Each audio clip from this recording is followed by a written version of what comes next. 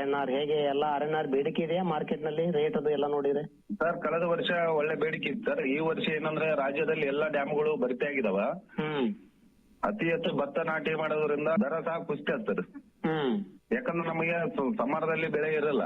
ಮೊನ್ನೆ ಇಲ್ಲದಕ್ಕೆ ಒಂದು 2300 200 ತನ ಹೋಗಿದೆ ಸರ್ ಸೋನಾಮಸೂರಿ. RNR 2000 ಹೋಗಿದೆ, 2700 800 ಹೋಗಿದೆ ಸರ್ ಸ್ಟಾರ್ಟಿಂಗ್ ಅಲ್ಲಿ. ನಾನು ಅದಕ್ಕೆ ಇವತ್ತು ಬಿತ್ತನೆ ಮಾಡಿದ್ದೀನಿ. ಅಂದ್ರೆ ಈ ಭಾಗದಲ್ಲಿ ಎಲ್ಲರೂ ಸೋನಾಮಸೂರಿ ಇದೆಲ್ಲ ಬಿತ್ತನೆ ಮಾಡಿದ್ದಾರೆ. ಈಗಾದ್ರೂ ನಮ್ದು ಮ್ಯಾಕ್ಸಿಮಮ್ ಇದು 125 ದಿನಕ್ಕ ಕ್ರಾಪ್ ಬರ್ತೈತೆ ಸರ್. ನಮ್ದು ಬಿತ್ತನೆ ಆಗಿ ಸಸಿ ಹೊರಗೆ ಬಂದ್ಮೇಲೆ 120 ದಿನ ಕಟಿಂಗ್ ಬರುತ್ತೆ ಸರ್.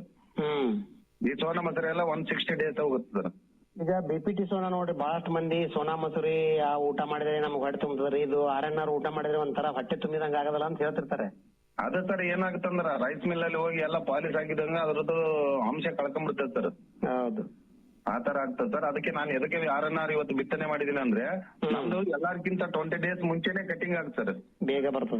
ಬೇಗ ಬರ್ತದ. ಸಮ್ಮರ್ದಲ್ಲಿ ಏನಾದ್ರು ನೀರ್ ಕೊಟ್ರೆ ರೈತರಿಗೆ ಒಳ್ಳೆ ಒಂದು ಬೀಜ ಮಾರ್ಕೆಟ್ಗೆ ಹೋಗ್ತದ. ರೈತರಿಗೆ ನಾವೇ ಒಂದು ಮಾರ್ಕೆಟ್ಗಿಂತ ಒಂದು 200 ರೂಪಾಯಿ 300 ರೂಪಾಯಿ ಕಡಿಮೆ ಕೊಡ್ಬೋದಲ್ಲ ರೈತರಿಗೆ ಎಂಬ ಉದ್ದೇಶದಿಂದ ನಾನು RNR ಹಾಕಿದ್ದೀನಿ ಸರ್. ಮಾರುಕಟ್ಟೆಯಲ್ಲಿ ಮತ್ತೆ ಹೇಗೆ ಬೇಡಿಕೆ ಬರ್ತದ ಇದಕ್ಕೆ RNR ಮಾರ್ಕೆಟ್ ನಲ್ಲಿ? RNR ಬರ್ಬೋದು ಸರ್, ಒಂದ್ 3000 ಆಗ್ಬೋದು ಅಂತ ಇದೆ ಸರ್ ಮಾರುಕಟ್ಟೆಯಲ್ಲಿ. ಎಷ್ಟು ವರ್ಷದಿಂದ ಬೆಳೆದಿದ್ದಾರೆ RNR ತಳಿ ಅಂತಾವು? ಸರ್ ನಾನು ಒಂದು 7 ವರ್ಷ ಆಯ್ತು ಸರ್. ಫಸ್ಟ್ ಏನ್ ಬೀಜ ಬಂತು ಸರ್ ಅವತ್ತಿಂದ ಬೆಳಿತಾ ಇದ್ದೀನಿ ಸರ್. ಹೇಗೆ ನೀವು ಸ್ವಂತ ನೀವು ಏನಾದ್ರು ಮಾರ್ಕೆಟ್ ಮಾಡ್ತಾ ಇದ್ರೆ RNR ಮಿಲ್ಲಿಂಗ್ ಮಾಡಿಸಿ ನೀವೇ ಏನಾದ್ರು ಮಾರಾಟ ಮಾಡಬಹುದು ಅಕ್ಕಿಯನ್ನ? ಇಲ್ಲ ಸರ್, ಈಗ ಅದಕ್ಕೆ ಇಲ್ಲಿ ನಮ್ಮ ಚಾಕ್ಬಾವಿ ಕ್ಯಾಂಪು, ಚಾಕ್ಬಾವಿ ಜಮ್ಮಲ್ದಿನಿ ಅಂತ ಇದೆ ಸರ್. ನಾವೊಂದು ಸೊಸೈಟಿ ಮಾಡ್ತಾ ಇದೀವಿ. ಸೊಸೈಟಿ ಮಾಡಿ ಎಲ್ಲ ನಮ್ಮ ರೈತರಿಗೆ ಅದಕ್ಕೆ ಮೆಂಬರ್ಶಿಪ್ ಮಾಡ್ತಾ ಇದೀವಿ. ರೈತ ಉತ್ಪಾದಕ ಕಂಪನಿ? ಹೌದು ಸರ್, ನಮ್ಮ ಸೆಂಟ್ರಲ್ ಗವರ್ಮೆಂಟ್ ಒಂದು ಸ್ಕೀಮ್ ಇದೆಯಲ್ಲ ಸರ್. ಹೌದೌದು, ರೈತ ಉತ್ಪಾದಕ ಕಂಪನಿ ಮಾಡಿದ್ರೆ ಸಹಾಯಧನ ಸಿಗ್ತತೆ ಮತ್ತೆ ನಿಮ್ಮ ಉತ್ಪನ್ನಗಳನ್ನ ಒಳ್ಳೆ ರೀತಿಯಿಂದ ಮಾರಾಟ ಮಾಡ್ಕೋಬಹುದು ನೀವು. ಅದನ್ನ ಮಾಡಿಕೊಂಡು ನಾವೊಂದು ಎಲ್ಲ ಸೇರ್ಗಳು ಹಾಕೊಂಡು ಏನೋ ಒಂದು ಬಂಡವಾಳ ಹಾಕಿ ನಾವೇ ಒಂದು ರೈಸ್ ಮಿಲ್ ಮಾಡಿ ಅಲ್ಲಿ ನಮ್ಮ ಸದಸ್ಯರು ಎಷ್ಟು ಜನ ಇರ್ತಾರೆ ಸರ್, ನಾವೇ ಅವ್ರದ್ದು ಭತ್ತ ಖರೀದಿ ಮಾಡಿ ಹೌದು ನಾವೇ ಮಿಲ್ಲಿಂಗ್ ಮಾಡಿ ಎಕ್ಸ್ಪೋರ್ಟ್ ಮಾಡ್ಬೇಕಂತ ಇದೆ ಸರ್ ನಮ್ದು. ನೀವೇ ನಿಮ್ದೇ ಒಂದು ಬ್ರ್ಯಾಂಡ್ ಅಲ್ಲಿ ನೀವು ಕಳಿಸಬಹುದು, ಎಕ್ಸ್ಪೋರ್ಟ್ ಮಾಡಬಹುದು ಅಥವಾ ಇಲ್ಲೇ ನಮ್ಮ ಇಂಡಿಯಾದಲ್ಲೇ ಬೇರೆ ಬೇರೆ ರಾಜ್ಯಗಳಿಗೂ ಕಳಿಸಬಹುದು. ಹೌದು ಸರ್, ಈ ತರ ಮಾಡಿದೀವಿ ಸರ್. ಸ್ವಲ್ಪ ಅಗ್ರಿ ಓದೋರು ಒಂದು ಸಿಗ್ತಾ ಇಲ್ಲ. ಒಳ್ಳೆ ಅವರು ಸಿಕ್ತರಂದ್ರೆ ಇಲ್ಲಿ ನಮ್ಮ ಚಾಕ್ಬಾವ್ ಕ್ಯಾಂಪಸ್ ಅಲ್ಲಿ ಆಂಧ್ರದವ್ರು ಇದಾರೆ ಸರ್.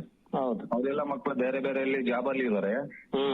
ಯಾರಾದ್ರೂ ಒಬ್ಬರು ಮಾತಾಡಿಕೊಂಡು ತಗೊಂಡ್ಬಂದು ನೆಕ್ಸ್ಟ್ ಇಯರ್ ನಾಗ ಚಾಲೂ ಮಾಡ್ಬೇಕಂತಿದೆ ಸರ್. ಇದೆ 24ಗೆ ಮೆಂಬರ್ಶಿಪ್ ಎಲ್ಲ ನೋಡ್ತಾ ಇದ್ರಿ ಈಗೆಲ್ಲ? ನೋಡ್ತಾ ಇದೀವಿ ಸರ್. ಮಿನಿಮಮ್ ಒಂದು 2,500 ಮೆಂಬರ್ ಆಗುತ್ತೆ ಸರ್ ನಮ್ಗೆ. ಮಿನಿಮಮ್ ಒಂದ್ ನಿಮ್ಗೆ ಒಂದು 500ರಿಂದ ಆಗ್ಬೇಕು. ಒಂದು ಸಂಘ ಮಾಡ್ಬೇಕಂದ್ರೆ ಉತ್ಪಾದಕ ಕಂಪನಿ ಅಂದ್ರೆ ಒಂದು 500 ಇರ್ಬೇಕು ಮಿನಿಮಮ್ ಅಂದ್ರೆ. ಹೌದು ಸರ್, ಅದಕ್ಕೂ ಜಿಲ್ಲಾಧಿಕಾರಿ ನಮ್ಗೆ ಮೀಟಿಂಗ್ ಕರೆದು ಒಳ್ಳೆ ರೆಸ್ಪಾನ್ಸ್ ಮಾಡಿದಾರೆ ಸರ್, ಮಾಡ್ರಿ ಅಂತ. ನಮಗೆ ನಮ್ಮ ಭಾಗದಲ್ಲಿ ಅಂದ್ರೆ ಇಲ್ಲಿ ಜಕ್ಕಲ್ದಿನಲ್ಲಿ ಇರ್ತೀವಿ ಸರ್. ಒಂದು ಜಕ್ಕಲ್ದಿನಲ್ಲಿ ಮಾಡಿದ್ದಾರೆ, ನಿಮ್ಮ ಚಿಕ್ಕ ಹೆಸರೂರು ಅಲ್ಲೊಂದು ಮಾಡ್ಕೊಂಡಿದ್ದಾರೆ, ಲಿಂಗಸೂರ್ನಲ್ಲಿ ಇದಾವೆ, ಬೇರೆ ಬೇರೆ ಕಡೆ ಎಲ್ಲ ನಾಗರಾಳ್ನಲ್ಲಿ ಅಲ್ಲಿ ಆಗಿದೆ, ಬೇರೆ ಬೇರೆ ಕಡೆ ಆಗಿದಾವೆಲ್ಲ. ಆಗಿದಾವೆ ನೋಡಿದೀನಿ ಸರ್. ಎಲ್ಲದಕ್ಕೂ ಹೋಗಿ ಬಂದಿದ್ದೀನಿ. ನಮ್ಮ ಸಿದ್ದನಗೌಡ ನಳಿಯಾಳ್ ನೆಲಹಾಳದಲ್ಲಿ ಆಗಿದೆ. ಸಿದ್ದನಗೌಡರು ಅಧ್ಯಕ್ಷರಿದ್ದಾರೆ ಅವರು.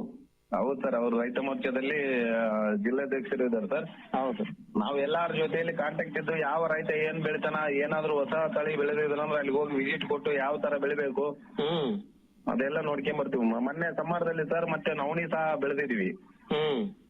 ಮಾರ್ಚ್ನೇ ಇರ್ತಾರೆ ನೋಡಿ. ಎಲ್ಲ ಸಿರಿಧಾನ್ಯಕ್ಕೆ ವ್ಯಾಲ್ಯೂ ಇದೆ, ಅದ್ರ ಬಗ್ಗೆ ತಿಳುವಳಿಕೆ ಮಾಡಬೇಕು. ಜೊತೆಗೆ ಸಿರಿಧಾನ್ಯವನ್ನ ತಗೊಳಾಗ ರೇಟು ಬಾಳ ರೇಟ್ ಇರುತ್ತೆ, ಆದ್ರೆ ಅದ್ರ ಬಗ್ಗೆ ತಿಳುವಳಿಕೆ ಕೊಡ್ಬೇಕು ಅದನ್ನ ಬಳಸುವಂತವ್ರಿಗೆ.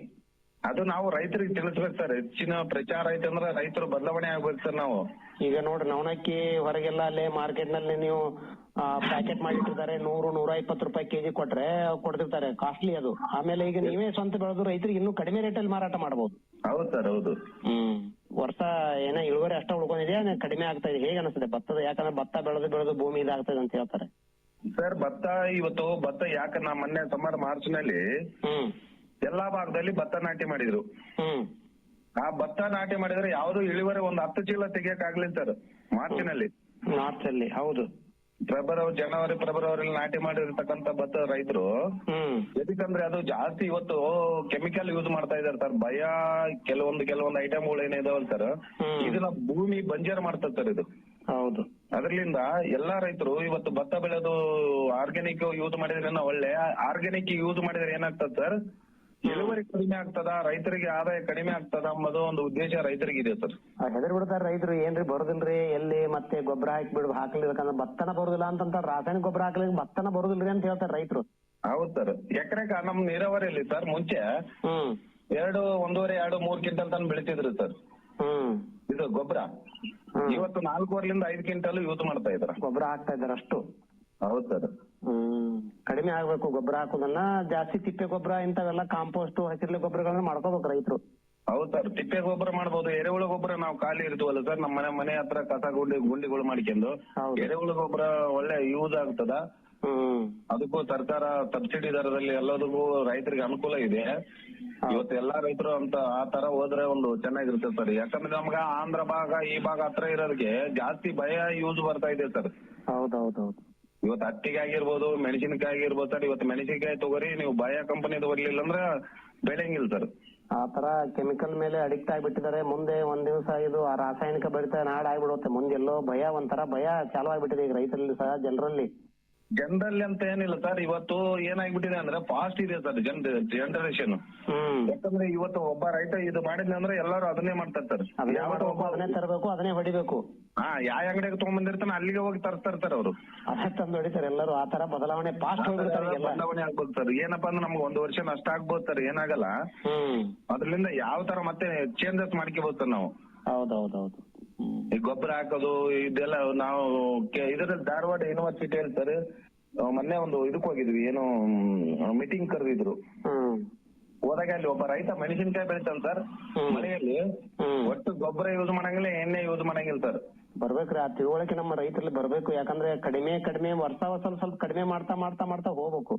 ಹೌದು ಸರ್. ಒಟ್ಟು ಅದಕ್ಕೆ ಸ್ಪ್ರೇ ಮಾಡಂಗಿಲ್ಲ ಸರ್, ನೀರ್ ಕೊಡಂಗಿಲ್ಲ ಸರ್. ಹೌದು.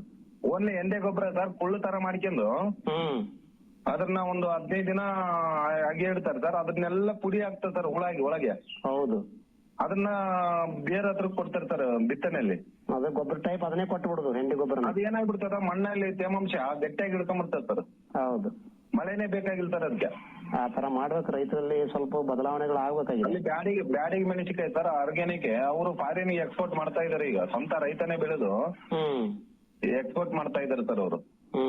ಅದೇ ಮಿನಿಮಮ್ 2 ಕ್ವಿಂಟಲ್ ಆ ತರ ಬರ್ತದೆ ಸರ್ ಎಕರೆಗೆ.